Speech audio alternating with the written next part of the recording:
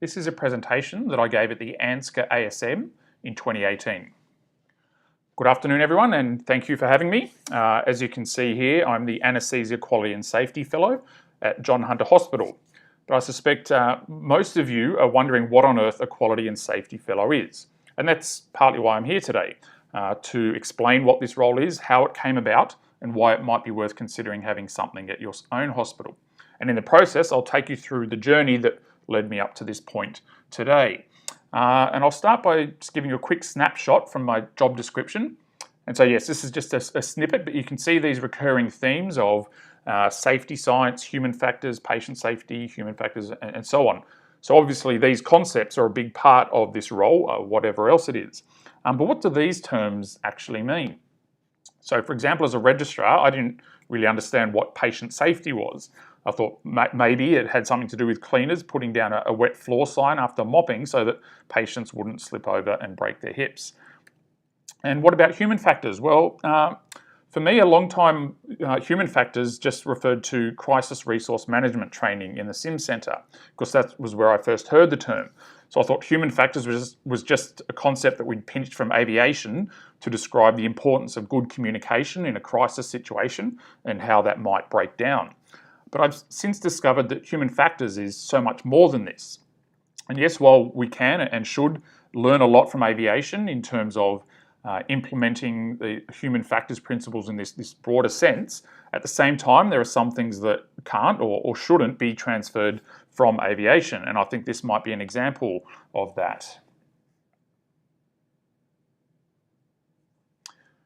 So yes, now to maybe try and address some of these misunderstandings or this confusion that I know is out there, I thought I might tell you the story of how the first seeds of my interest in this topic were sown and how it developed over time. And along the way, I'll introduce you to some important human factors concepts before coming back to the specific job that I've been doing the last 12 months or so.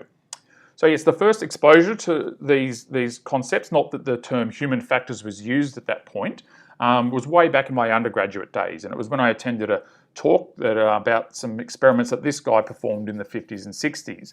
Now, John Stapp was a flight surgeon in the US Air Force, but the thing that he's most famous for is this. At an air development center in New Mexico, a rocket-propelled sled is made ready.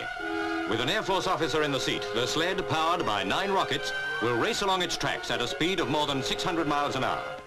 The officer, Lieutenant Colonel Stapp, has been the guinea pig on many such tests, but none at such an incredible speed. The slow-motion camera records Stapp's run. Within 5 seconds, he's traveling at 632 miles an hour, a new land speed record by more than 200 miles an hour. Water breaks bring the sled to a halt within a second and a half. A medical checkup reveals that Stapp is unharmed after his record run. So yes, at one point, he was quite literally the fastest surgeon on Earth, and indeed the fastest human of any kind. He reached a speed of over 1,000 kilometers an hour, so that he was faster than a speeding bullet. But at this point, you're probably wondering how on earth this qualifies as safety science. It just looks like something out of Mythbusters. But there was actually a myth that they were trying to bust. So as well as being the fastest man on Earth, Stapp was also the quickest to stop. And that was actually the main point of their research. They were trying to test the tolerances of the human body to the rapid decelerations that would be experienced by ejection from a high-speed aircraft or during a plane crash, for example. And the prevailing wisdom at the time was that humans couldn't survive more than 18 Gs. But during this run, it got up to over 46 Gs. So that myth was well and truly busted. But for this kind of research, they needed reliable measuring instruments. And that's where this guy comes in. So this is Captain Edward Murphy, who is an Air Force engineer, and he developed a new type of force transducer that could be used in these experiments. And he brought some of them to the testing facility, and they were used in one of Stapp's runs. But when they checked them afterwards, they gave a 0 reading. And it turns out that the technicians had installed the transducers the wrong way round. And it was apparently after this event and frustration that Captain Murphy said something along the lines of, if there's more than one way to do a job, and one of those ways will result in disaster, then somebody will do it that way. Now, Stapp was known for his sense of humour, and he was often having these various sayings or one-liners and creating these laws. And apparently, after this event, he said something along the lines of, well, that would be a good candidate for Murphy's Law. But as he thought about it, he thought it was a bit wordy, and it subsequently got abbreviated, and the rest, as they say, is history. And we now have Murphy's Law in its more common form of what can go wrong will go wrong. Now, while this probably explains why it's called Murphy's Law, the concept itself has been around much longer. And indeed, back in 1877, Alfred Holt, a marine engineer, wrote these words: "It is found that anything that can go wrong at sea generally does go wrong sooner or later." And when we quote Murphy's Law today, it's often used in a pessimistic or fatalistic sense, in the sense that the universe is against us. No matter what we do, whatever can go wrong will go wrong. So why bother trying to stop it? But that wasn't its original intention. So Stapp was asked in a press conference sometime after these sled runs, and the journalist asked, "How is it that no one has been severely injured or worse during your tests?" And Stapp replied, "Well, we do all of our work in consideration of Murphy's Law, the idea that you had to think through all possibilities before doing a test so as to avoid disaster." So for Stapp and his team, Murphy's Law had more positive connotations. Before we do these tests, let's sit down and think about all the things that can go wrong and try and design things so that they can't happen. Let's make a transducer that can only be fitted one way, the right way.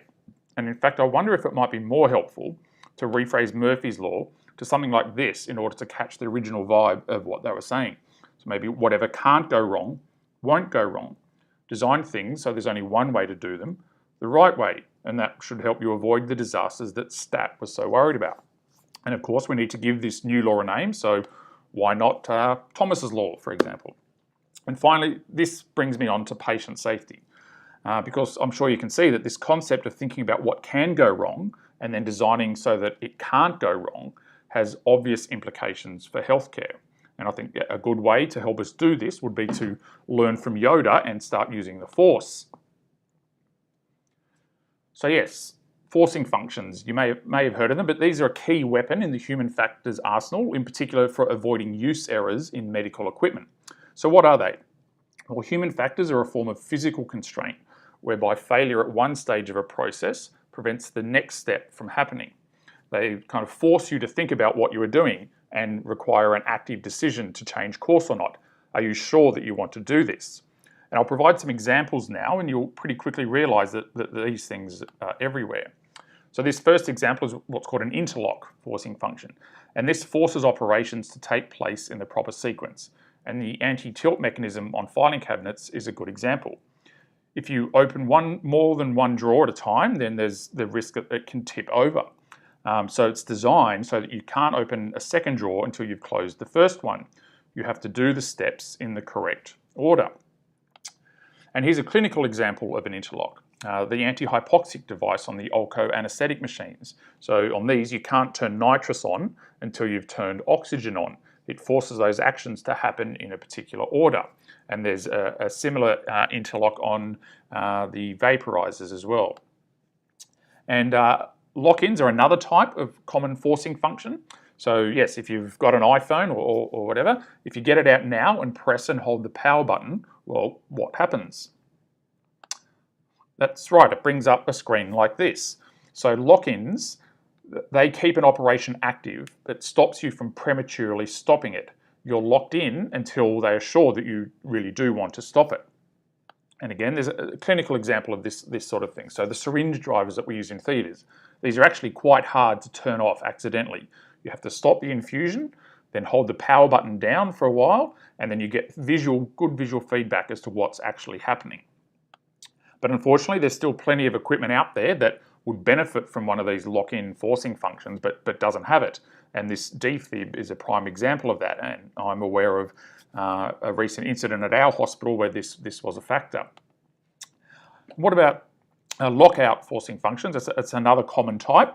So yes, as you can imagine, as opposed to a lock-in, lock-outs keep lock-ins, which keep someone from prematurely stopping something. A lock-out keeps someone from prematurely starting something. And you can see here an example of one that I recently installed on my car. So yes, you can see the diesel nozzle goes in quite easily, but it's next to impossible for the petrol nozzle to get in. So it locks me out of putting petrol into my diesel tank, which is obviously a good thing. And again, a clinical example. So you might have heard or seen the new ISO standards for small bore connectors, some of which have already reached our shores, but a number of others are on the way. So yes, for the new axial connectors, this lockout forcing function locks you out of connecting, for example, an epidural line to an IV line or vice versa. So hopefully you can now begin to see the clinical importance of this concept of forcing functions and designing things on the premise that what can go wrong will go wrong, that Stapp was so interested in. But it took me a long time to realise this significance of it.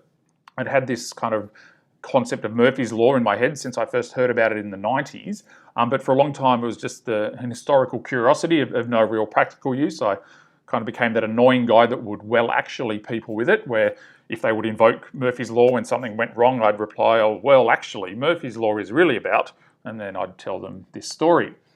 And it was many years later before I took kind of the next step into my long journey into human factors. And that was, as mentioned earlier, when I was a critical care SRMO and was in the crisis resource management in the Sim Centre and hearing about the term human factors there. And that was also where I first heard about the Swiss cheese model that you can see in this animation here. However, I'll admit for an embarrassingly long time that I didn't quite get it, what this model was about, because instead of the nice animation as shown here, I had pictured a wheel of Swiss cheese, not slices. And perhaps maybe I can blame Obelix for that. Although it is nice to see that he's actually trying to plug some of those holes. And it was probably another 5 years or more after that things really took off in terms of my interest in human factors. Unfortunately, in 2013, I was diagnosed with advanced melanoma, and not surprisingly, I had to stop work for an extended period of time. But during that time, I got hooked on air crash investigations, and this term human factors was being bandied about again, but I kind of saw that it was being used in a slightly different sense to what I'd understood from the Sim Centre all those years before. And then a chance encounter in a discount bookstore led me to this book on why we make mistakes. And then, yes, a brief mention in a podcast that I was listening to resulted in me chasing down this book, which was also quite an eye-opener in terms of errors, medicine, and the law. And about this time, yes, I was kind of well enough to start looking at getting back into work, and I'd started attending the weekly CME meetings at John Hunter Hospital. And it was at one of those meetings that I drank the human factors Kool-Aid, so to speak. And it was a presentation by this guy. So this is Terry Fairbanks, who's a human factors engineer, who subsequently then went on to go to med school and became an emergency physician. And his presentation was quite confronting, actually. It was this mix of funny stories about Norman doors and those sorts of things, combined with tragic real-life stories of patients coming to harm because of bad design in medical equipment and what role human factors can play in preventing those sort of things. And so after this journey of over 15 years, it was over a period of about 12 months that things really started to accelerate, and I developed this broader concept of what this human factors thing was. And this is probably the closest thing to an official definition. And this is from the International Ergonomic Society, and ergonomics is an alternative name for human factors. But I think these are the two key points here.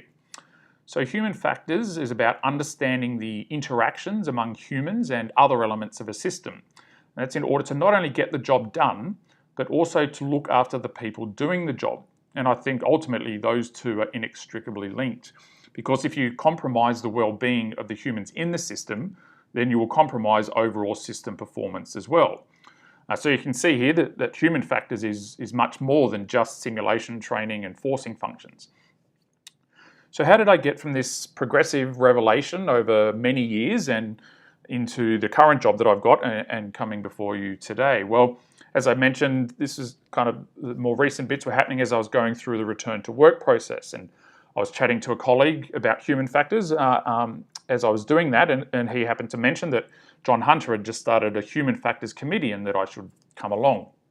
So I joined the committee, and I think it was probably at the second meeting of that committee that Capt here, who was heading up that committee, announced that, plans to try and create this brand new fellowship position. And so her and a few other like-minded individuals who saw the importance of human factors in healthcare were able to secure some funding, and I applied for this position, and then I began work in that role in early 2017. And as far as we can tell, this kind of fellowship with this specific factors on focus on human factors is quite unique and possibly the only one of its kind in Australia that we're aware of, and perhaps even the world. And that's one reason why I'm here today, to kind of show the value of this kind of role and perhaps encourage you to consider a similar thing at your own hospital. So what exactly have I been up to in this role? Well, the main part, or a big part of it, has been overseeing what we've called the Anaesthesia Safety Monitoring Project, which is in essence a near-miss reporting system. So the Human Factors Committee had essentially been created as a mechanism for reviewing these reports. But when I started the role, it was a basic paper-based system. But I've now taken it through a SurveyMonkey version and most recently into the Capt environment. And it's kind of made it much more usable for both reporters and the committee that are analysing the reports.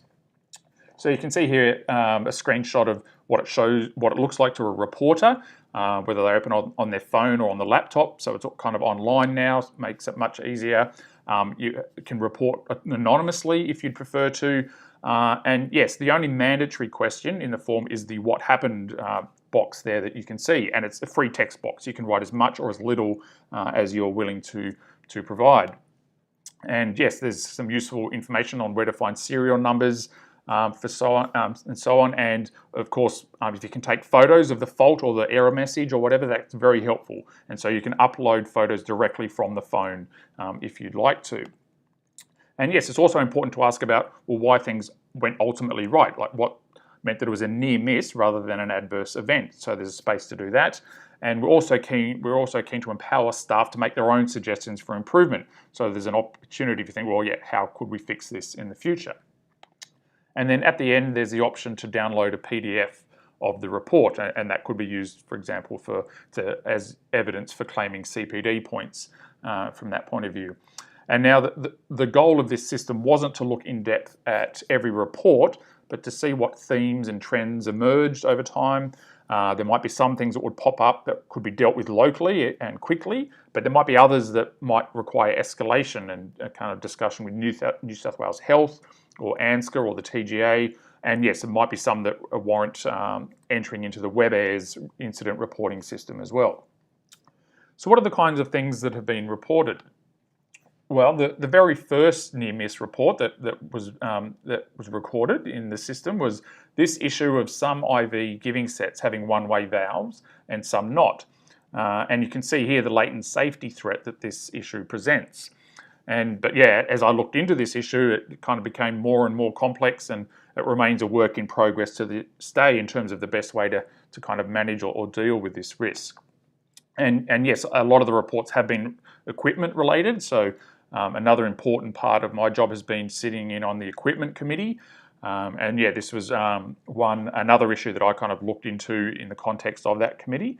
And you might have seen this anaesthetic hack before. But yes, did you know that this will only work with only some of these filters? And again, this has relevance for patient safety.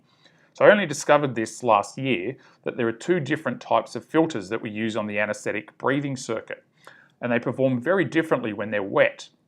And the implications for potential contamination of the breathing circuit and the anaesthetic machine should be obvious, because yes, it's not that uncommon that the filters themselves can get wet.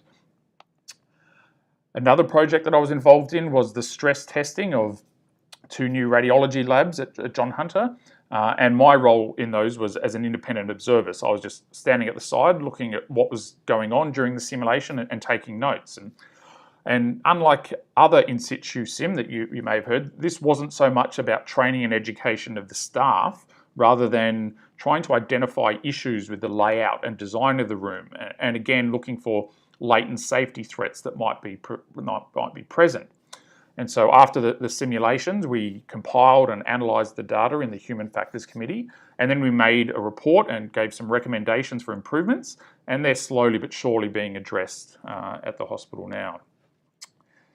Now, another key reason for creating this fellow position was in order to build departmental skills and expertise in the areas of patient safety, quality improvement, and so on. And so, yes, it's provided me with a number of education and CPD opportunities. And now this particular one on FRAM, so FRAM is a method of modelling complex systems, and healthcare is a prime example of that. And this course really challenged and further deepened my understanding and appreciation of human factors and helped me to realize that looking at why things go right is just as, if not more important than why things go wrong. And it also exposed me to, yes, this different focus and philosophy of the safety 1 versus safety 2 concepts that is a bit of a hot topic at the moment. And now this wasn't in my official job description, but yes, I've certainly picked up and run with it. So yes, leveraging social media and yes, to the point where Kate has kind of given me the new title of Chief Twit.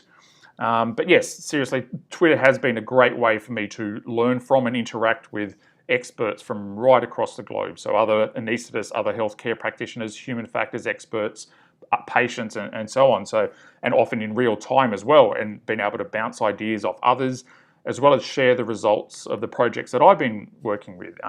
But I'm sure you're aware, social media does have its pitfalls and risks, but it truly is a huge reservoir of information and wisdom that I've been able to make great use of. And there are plenty more examples that I could give you about the things that I've been working on, but this is probably a good place to start wrapping things up. And so this product, Wire Safe, well, I discovered this when I was doing a bit of research in relation to an RCA that I was part of, where there had been a case of a retained guide wire. Now this new invention is essentially a box that contains all the equipment that is needed to secure the central line. But the thing is that you need the guide wire itself to open the box. So you can't complete the task of securing the line unless you've removed it from the patient. So this is another example of the interlock type forcing function that we also saw on the filing cabinet and gas mixers. And so now we've come back full circle to Murphy's and indeed Thomas's law, and re-emphasising the importance of good design in complex systems such as healthcare, in terms of designing things to make it easy to do the right thing, difficult to do the wrong thing, and nigh on impossible to do the catastrophic thing. Whatever can't go wrong won't go wrong. However, unfortunately, human factors has also shown me that Thomas's law is probably too optimistic. Things will still go wrong. And Douglas Adams, I think, said it best, that a common mistake that people make when trying to design something completely foolproof is to underestimate the ingenuity of complete fools. And I think Colonel Stapp would agree with that. So this is Stapp's law, and he said, the universal aptitude for ineptitude makes any human accomplishment an incredible miracle. And it really does seem this way sometimes. It's like a miracle that any useful work gets done at all. However, over the last 12 months, years after I first heard about Stapp's rocket sled, I think I've finally come to realise what that miracle element is. It's this so-called human factor. In imperfect and extremely complex socio-technical systems like healthcare, it's the humans in it, you and me, that provide the flexibility and adjustments that keep the system functioning. We are the glue that holds it all together and creates that system resilience that is so important. A bit like Obelix plugging holes in Swiss cheese. So rather than seeing human factors as a problem to be solved, let's instead see it as something to be harnessed. Let's understand the human interaction with the rest of the system so that we not only look after the system itself, but the humans in the system as well, both staff and patients, because ultimately that's what really matters. Now that's all the time I've got for today, but if you're interested in finding out more about some of the things that I've mentioned in the talk today and other projects that I've been working on, then please don't hesitate to contact me. Thank you for your time.